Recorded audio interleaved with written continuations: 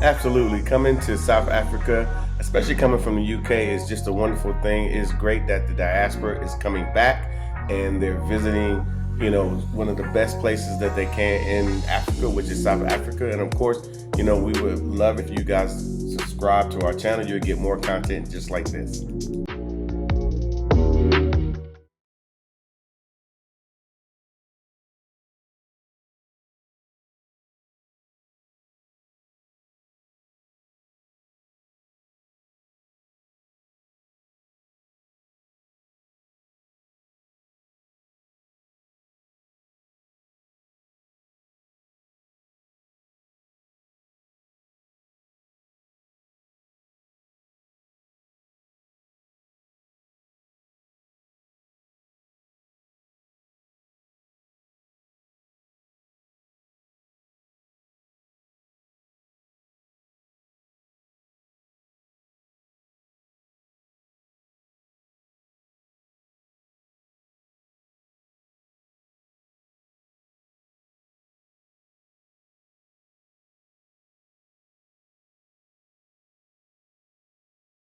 Hello, everyone. This is Mark Blanton again from the real South Africa. We're in the last throes of winter here in South Africa. Yes, the other day was warm, but now it's a little chilly. But hopefully, in the next few days it'll be warm again. But look who we found all the way from the UK. I'm gonna let him introduce himself, and he raps as well, but he probably won't mention it. Go ahead. So James, I have three names. There's James Musangela, there's James Crystal, and then there's my music artist name, James the Artist. And I'm from the UK, Coventry in particular. And yeah, London, Birmingham, we're here. Okay. Congo, we're here. Okay. So what style of rap do you think you rap? So James the Artist. I'm talking to James the Artist right now. Okay, so a bit Mos Def-ish, a bit Wyclef-ish, a bit Talib Kweli-ish. Yeah. That's New York style. Yeah, but Fonte from what's the group called? They're from North Carolina. Fonte. I'm sure you know. Do you know Eric Roberson? Yeah. He's collaborated with Fonte before. Oh, yeah, man. Yeah, he's from, I forgot the name of the town now. It's North Carolina somewhere. Okay, yeah, I'm from North Carolina. I don't know, but that's okay. It's all good. Mm-hmm. So now, everybody, this young brother has a long story, but he wanted to come to South Africa for a lot of reasons, and you're here now. Yep. And right now, we're standing in Soweto. Yep. He decided to come on down to Soweto to get it in, but obviously you have a story about you coming to South Africa. Yeah. Talk to him. Yeah, which, born in the UK, black people are a minority in the UK, black in the States. I mean, over the years, as we get conditioned by media and TV and entertainment, we consume, a lot that goes on in America, and in England we have our like programming, let's say. For me, I kind of diversified at a certain point in terms of what I consume. So at one point I was consuming a lot of Mollywood, but then I came around to consuming South African stuff. In fact, the first show I saw was Jacob's Cross. Yeah. I think that's on Showmax, I think. I think it's old now. Yeah. And then you might know the main actor. His name's Homla Dandaka. Yeah, I know exactly what you're talking about. Yeah. Right. So that and I know the show as well. Yeah. So that was my first, and then ever since then, I mean, I liked what I saw of South Africa, and then especially in the last year, my consumption has been heavy in terms of what I've consumed, and I just resonated with the place, and then it feels easy to kind of transfer into coming from a Western kind of setting. Yeah. But there's culture there, and there's majority black people, so all of those kind of elements made me think I must go there. I must. It was really that. It was really like life or death. Like I must. So on YouTube. But now you're here. Yeah, I'm here now. Yeah. So here on YouTube, I came across the real South Africa. Okay. Because I consume a lot of African American content. Okay. A lot of you are go back to the motherland, guys. But you guys are different because it was like, they're actually there. Okay. Mm-hmm. Right. So watching the channel, watching the episodes, and then go on the website. Oh, they do these packages. Then I was like, okay, this is the way to go. So then I made contact, contacted Latasha, and then the rest is history. Yeah, well, it's going to be history because you're still here, and so far since you kind of told me you arrived at Tambo Airport, and it was very simple. Yeah, it was very simple. No big deal. It was simpler than I thought it would be. Okay. Yeah, okay. yeah. In fact, there was one guy, the last guy, Okay. the check-in. He was funny because he was kind of intimidating, but he was doing it in a banter way. He wasn't being so literal. Yeah. So he was like, okay, so you're here. Like, why are you here? Yeah. And I was like, oh yes, I've come to see family. And then he's like, look at my passport. So I've got a new passport. This is my first. I got it renewed. The first stamp. Yeah, I got Okay. it renewed. So he's like, where's your old passport? And I'm like, oh, I got it renewed like last year. And he's like, where are you originally from? I'm like, from Congo. Da, da, da. And then he's like, okay, go ahead. Yeah. You know what I mean? So after that process, he's just being, you know, So but it wasn't. So you was about to panic and run back. Oh yeah, no, I thought, yo, I made it this far, the flight and everything. Like maybe this is the. I'm not letting you in, my friend. Okay. Go back. Going back to the UK. Yeah, exactly. But it didn't turn out that way, and then I got here, and so I was just happy that okay, so I'm here now. Okay, so basically that's as you said, you're happy here, you're glad you're here. So that's kind of like your first impression so far. Yeah. Okay, and at this point you have no regrets because you know you got people at home probably saying, "Oh, don't go to Africa, don't go to Africa." Right. So that does happen in the UK as well, right? 100%. The irony in the UK, I'd say, in contrast to America, is that so African Americans, you guys that have the recent connection to Africa, right? In a lot of cases, unless you're like a hardcore Pan-African, like Harlem, and say, oh, when Kwame Nkrumah was there, I was there in Harlem. Because I know there's a few, there's a few like surprising African, like even to an extent, like my Pan-African inclinations is because of certain African American Pan-Africans that have triggered that. Like watching like John Henry Clark, there's people like that. Do you know what I mean? But I know that's not the majority of African Americans. Right? No, not at all. Right. So in a weird way, the UK is not so different because the irony is that a lot of us, we've got two black populations in the UK. You've got the West Indians, and they're like seen. They're called the Windrush generation. So after World War II, the UK lost a lot of people. They needed labour, so they called the Caribbean colonies, the Jamaicans, the Trinidadians, for them to come. So that's like a lot of people are third generation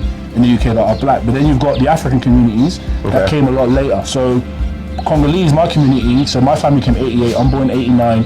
A big wave came the late 80s and the early 90s. Nigerians is the same, but Africans, there's been later waves that have come. So that's what makes up our black community. Okay. And in the case of the Africans, we are second generation in terms of, okay, I speak how I speak, but when I'm home, mum is Congolese, mum is Nigerian, and all of that. So we have that connection. However, when we grow up in England, unless we are one of those who go back home a lot, which is not necessarily everyone, we then socialize in English. So we're black English now. Yeah. And that's not so different to being African American in the sense that you can be black English and your mum is Nigerian and your mum speaks the language. Yeah. But you're not that interested in Africa. Exactly. You know? It's not nothing that comes up in conversation. Not really. And even when you are, it's within the English context.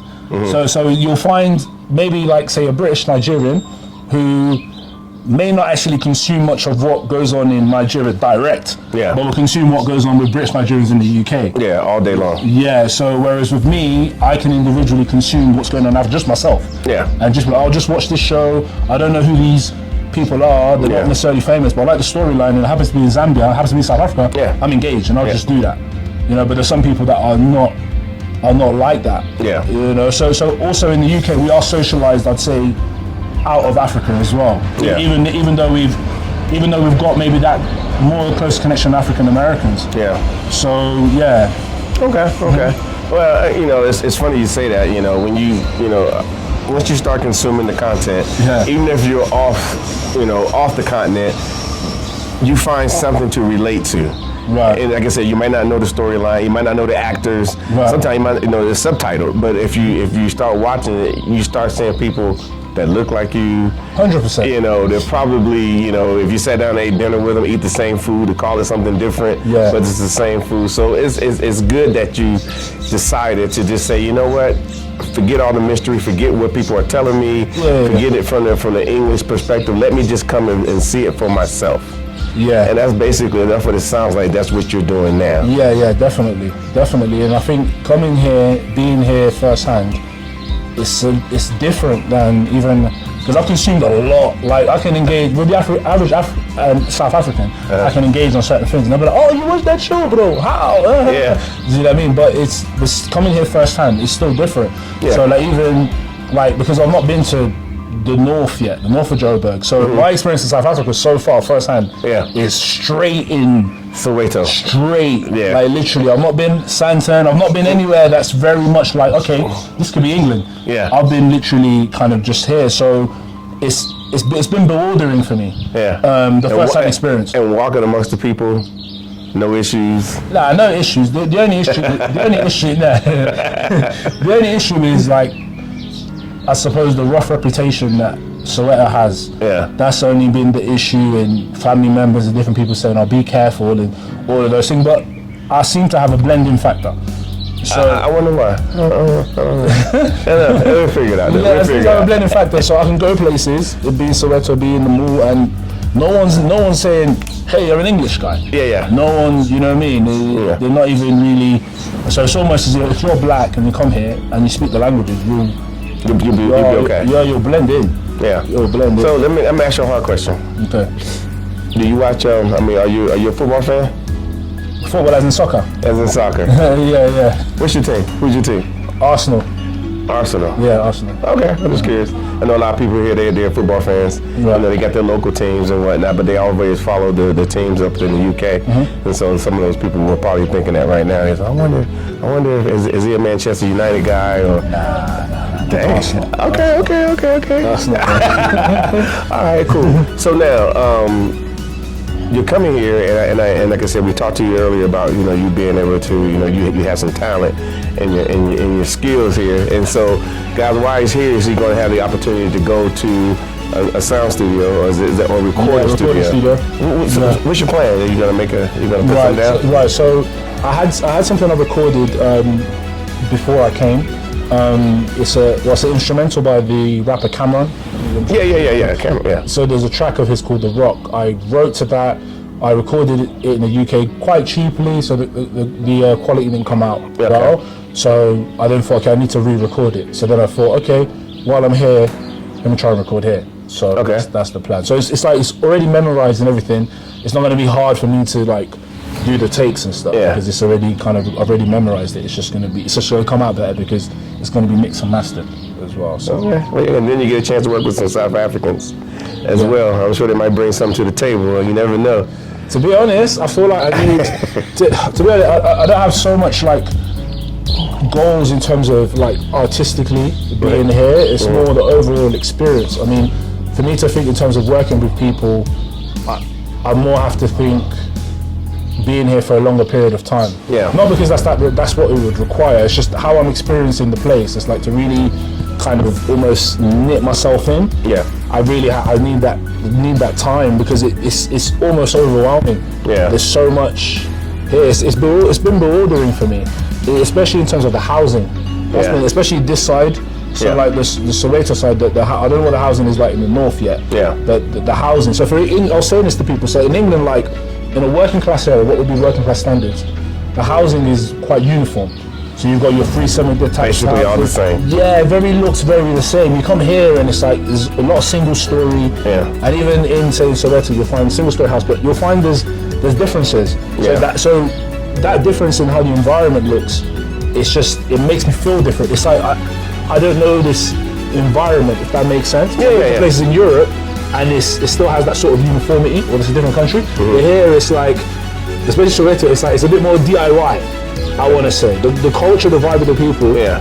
For England, we're more stiff. We're more like, hey, I live in my house. Yeah. I stay inside. Yeah. It's more like here. It's more like, okay, I've got the money. I'm gonna DIY and renovate. And then, you know what I mean? I'm going to come outside and hello, how are you? It's a lot more. Yeah. So in that different experience, I'm just bewildered because it's a lot to take in. It's so different. So it's just sort of overwhelming. It's like I've not really found a center yet. It's just like You know? I think as you spend time, you're going to meet people. You're going to obviously exchange details, emails, phone numbers. The people that you're going to meet probably at the studio going to want to probably do some more stuff with you, because this is South Africa. You're part of a collective now. The moment that you landed at OR Tambo Airport, you became part of something bigger. And of course, those people who are in your space are going to want to reach out to you and say, hey, what can we do? And that's why I keep bringing it up, because obviously the guys that are watching this are going to be like, oh, you do this, you do that. And I know you watch the comments, because you told me you watch the comments. I do. Because the funny thing I was looking for, because this is just a natural human instinct, when you're looking at people doing well or doing what you guys are doing, just as an outsider, somebody looking, I'll be thinking, like, is anyone hating? Like, that's what you almost, so I'm looking at the comments, I'm like, is anyone hating? Like, is anyone saying? And everybody's just saying nice things. Yeah. And then the thing that stands out the most, because I can get it from like a diaspora point of view, being from England, we can kind of relate in terms of African Americans, because earning-wise, income-wise, we're not so different. The circumstances are not so different. Yeah. So I get it. But when I see actual South Africans actually like your content, then it's like, oh, they're really sort of embedding themselves in. So then it adds extra credibility, I suppose, to how you guys are building what you're building. Thank you. I appreciate that, because a lot of these guys they're looking for people from the outside to come here and to plant themselves here and add some value to what they do and whatnot. And a lot of times they don't get that extra outside influence from outside, outside of just watching it on TV or whatever. And they want to actually talk to us, and they actually want to chat with you, and they want to actually, get your perspective, because, keep in mind, this is a young democracy. They're still growing. Okay. Your democracy is super old. Mine is old too. We just live in old democracies up in here. And so we do carry that with us, but they're looking and saying, hey, we only got 27, 28 years. We just not starting out. I'm 21 years old. Wow. What can I do? you're a brother from the UK. You must know something. So with that being said, would you advocate? This is your chance. It's a chance to get on your soapbox here over in Hyde Park. Gotcha. Over in Hyde Park, and you're slick. Yeah, I know you like that, huh? I've been there. But to be able to say to the, those black people that are in the UK, would you advocate for them to come to South Africa? You know what? The thing is, I don't want to be an evangelist just for the sake of being an evangelist. I would say for me, it's almost been a natural development in my case. Before I was consuming this, although I've grown up in England, my family, they were engaged with my mom, they were engaged with my dad and some of my siblings. I'm always kind of intrigued. We always have conversation. Although I'm not in Congo, I've not been, I always say, oh, but mom, how is it like here? And I watch stuff, so I'm not a switch off. Whereas I know there's people who are. Like, there's people who sometimes get confused with some people, and it's like, okay, but your mom's there and she lived in Congo for already years, and you're not asking her anything, or you've been in Congo and you just went and you come back with no. So I think, to answer your question, I would advocate it. Okay. And I wouldn't advocate it necessarily because it's your interest per se. I think that's either happens or it doesn't. The reason I would advocate it is because South Africa, at least, is the most Western arranged place that if you find yourself here and you're coming from England, but given the way things are laid out, you're easily going to find yourself. Exactly. You're easily going to recognize things about the place that is going to be like, oh, this is just like Birmingham, or this is just like, they got roads, it's the same. Do you know what I mean? And the only unique thing that will be, there's loads of black people. But it's going to be, so it'll be easy for you to sort of find your feet, I suppose. So I would definitely advocate it. More people should come for that. For that reason. And then obviously the financial side. So you come up with a pound and the rand. About that. So I'm sure that from what I've seen, that's significant in a number of aspects. So in terms of housing, obviously here is a lot cheaper. It is. That's obviously going to be a big one for some people. Me, I'm not a family. I'm a single man. But I suppose if you have a family, and you're maybe tired of being in the UK, here what you can get for your money, that's obvious. That's an obvious thing. So I would advocate it. For the people, because I feel like there's people who are naturally maybe Pan-African inclined, or naturally consumed. They're gonna come here anyway. That's how I feel. Sometimes I don't think you can actually necessarily preach to people, especially now with the internet. It's like you're into it or you're not. Exactly. Everything's available now. You know, you can find Kindle, South Africa, you can find a book. Type in Johannesburg on YouTube. Like you can find, you can consume what you want. But I will say too, you know, because I'm here and I use a VPN. You know, if I put my VPN on and use the same Google on the same computer, and I turn on to Washington D.C. or even where you're from, it gives me a different result. Oh. Yeah, it gives me a different result. If I turn it off and then put the same search criteria in there, I get a different result. Okay. So it's kind of skewed a little bit. Interesting. But I would say that, you know, not just because you had explained to us earlier that there are, like when you were saying that there are people that are first and second generation. Oh, and they're switched off. Yeah, and they're switched off. I'll give you an example. Even Showmax that I watch. Okay. I've recommended it to family, to friends. I'm like, I watch this. I'm like, this series is good. This series, this happens. The storyline is because when I'm getting into South African content at this point, I know who the celebrities are, right? Yeah. But initially, I'm not watching it because I necessarily know. Whereas when you're in England, you're watching, Brad Pitt's going to be on it. Brad Pitt's going to be on it. I'm watching it because such and such is going to be on. When I'm watching a South African series or film, it's more, my engagement, I feel, is quite genuine, but it's quite open. Because all I'm looking for, okay, what happens? What happens in the storyline? Yeah. When I get into the storyline, you actually discover, no, these guys write deep storylines. Yeah. The guy jumped off the cliff, and then he stayed alive again, and then his grandma lives around the corner, and then he went to school. You know, it's really engaging. So, but yeah, I'll share that with people, family friendship groups. No one's interested. Yeah. No one's interested. Like, I'm like, yo, watch this, check this out. You rather watch Netflix. People do need to reconnect. Yeah, they do. and I do agree with you, because like I say, even when we watch Showmax, I know we watch it a lot. We learn a lot about the culture just by watching, Showmax. Yeah. About how they do things between, different cultures, like I said, like Lobola, getting married, and relationships, and stuff like that. I mean, even Kings of Joburg had a bunch of stuff in there. I mean, it's tons of information that may pass by you unless you start engaging the culture here and so forth. So I would say at the end of the day that you coming here is going to be very eye-opening, and spending more time here. Obviously, the people who know our channel have seen that we've been here several times. Now we live here. There was a time that I was just satisfied with just coming, visiting, and then leaving. Now I'm like, well, obviously, I'm not even trying to leave. I'm not ever trying to leave. I want to stay right here in the Republic of South Africa, and so forth. So, is there anything else that you think that you need to add to your story so far with you being here in South Africa? Anything more I need to add? Be open to people. I think I'm already open to people. Yeah. Engage conversations with people. Just experiencing more places, because it's like the South, where I am, is one reality, but then also getting like the Santon side of things. Yeah. To have an overall view. And I think I've got family here, I've got friends here. There's people to talk to, and I'm meeting people along the way. It's just being really open. Really. Yeah.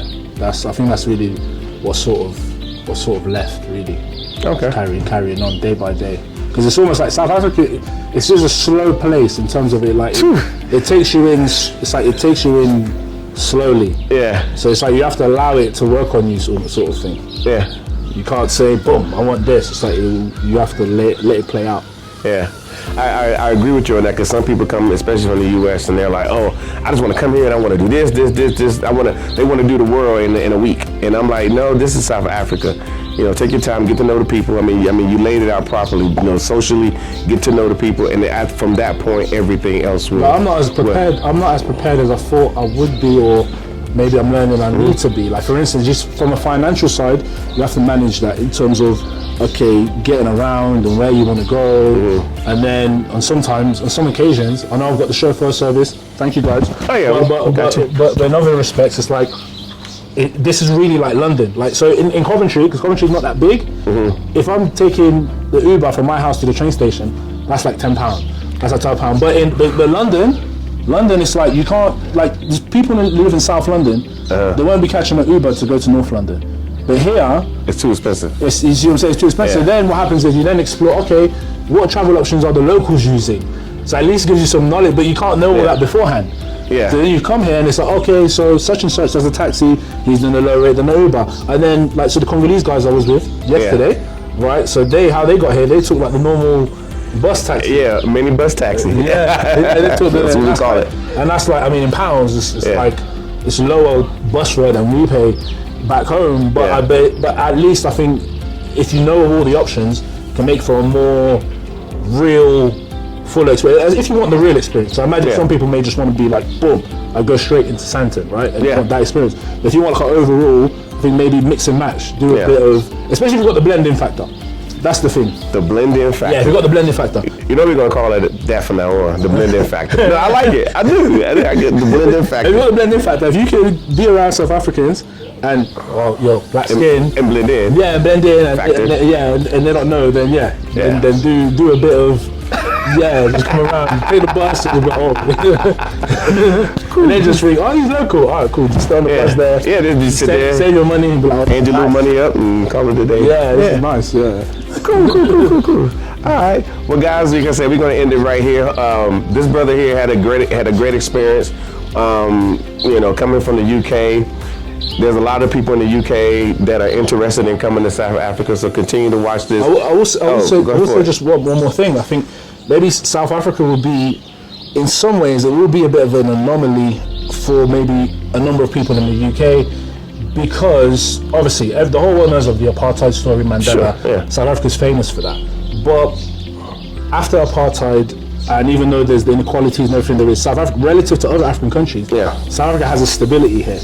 It compares to others. So for instance, in the UK, how I process it sometimes, in the UK, when you find an African community that are there in large numbers, it's indication that back home is not okay. Do you know what I mean? Whereas South Africans, you can't find them in big numbers in the UK. No.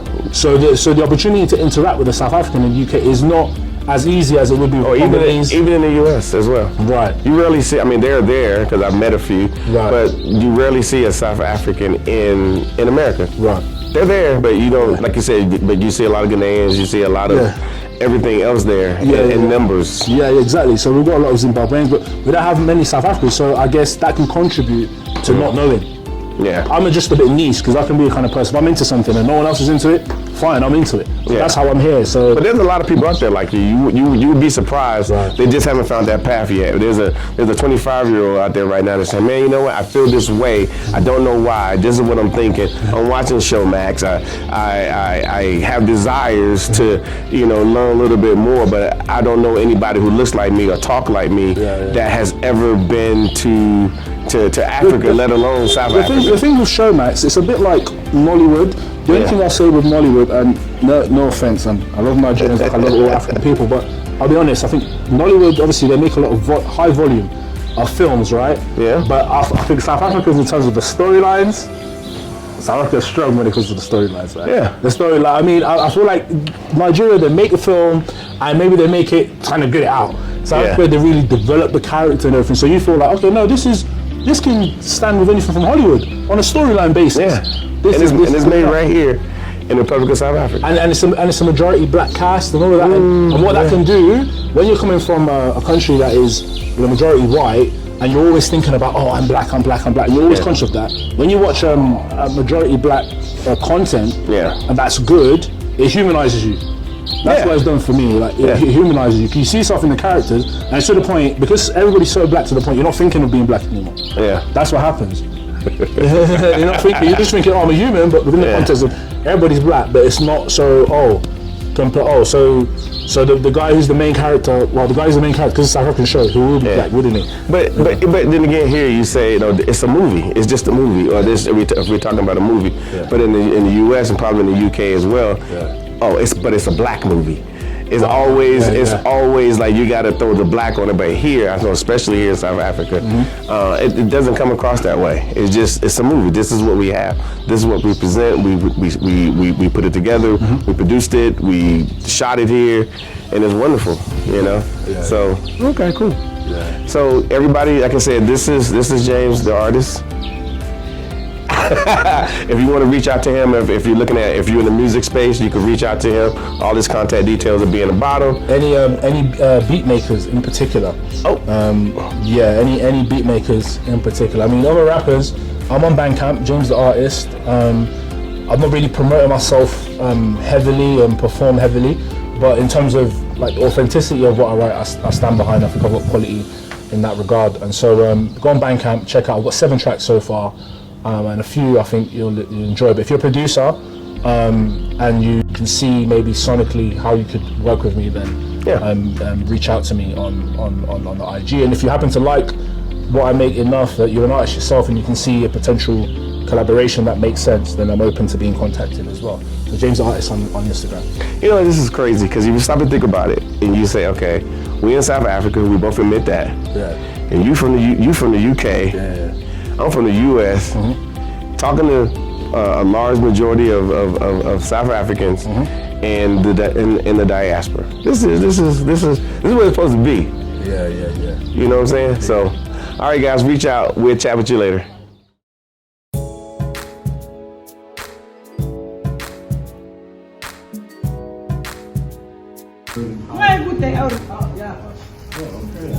That's wonderful.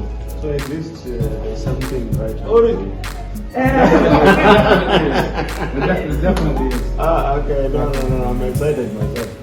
How I wish my children can also hear this, because sometimes you struggle, to explain yourself when people are involved in the situation, because the situation sometimes becomes so up.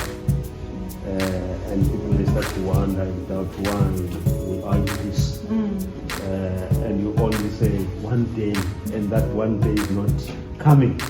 You see, but when a person from the other side is saying, "This is very empowering," you feel it. There was a scene in the first season where I think one of your sons said, "Oh, Dad, I want to drive a car. I want to drive a car. I want to drive a car," and you said, "Not until you learn how to rear cattle."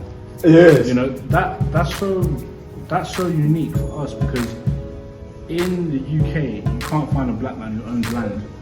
To even conceive that way, that agricultural historical connection is not really there. We live in cities, we do okay, but we don't have the land to even conceive in that way.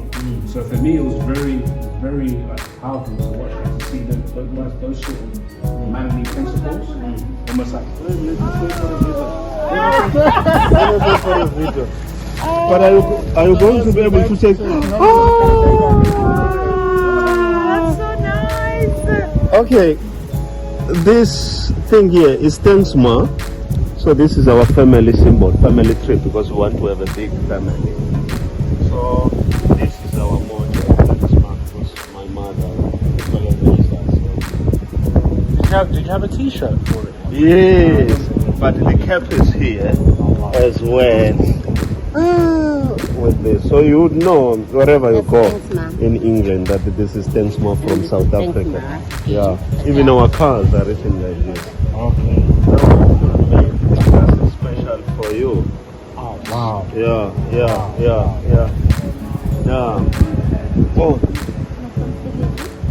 Oh, I was.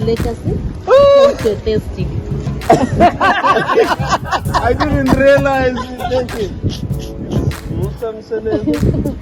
Drink what is legacy and quench your thirst. Thank you very much. So this is a true symbol that you were here and you take it away with you. Let me put it straight. Yeah, so that is who we are. All right, guys, what do you think? That was just a straight up awesome video. We really appreciate James participating in this video, just kind of letting people know that, hey, it's okay. Even those from the UK that want to come back to South Africa, or better yet, just come here as a visit, as a tourist, and see what's actually going on here. It was great. He explores a lot. He actually ran into some celebrities who obviously embraced him while he was here. And it's a no-brainer coming back to South Africa, or at least visiting Africa and or South Africa, just to find out what's really real. You know, watching it on, you know, TV or reading books and even on Google, it doesn't do you the justice that you deserve when you come here and you can feel it for yourself, you can see it for yourself, especially when the sun's coming down and so forth. But James had a lot of experiences. Some of them obviously didn't, you know, make the tape. But again, you know, this is for you as well. So contact us at The Real South Africa. And of course, like, subscribe, do all those things that we love. And of course, we love reading your comments as well. So I will chat with you later. This is Mark Edward Blanton from The Real South Africa.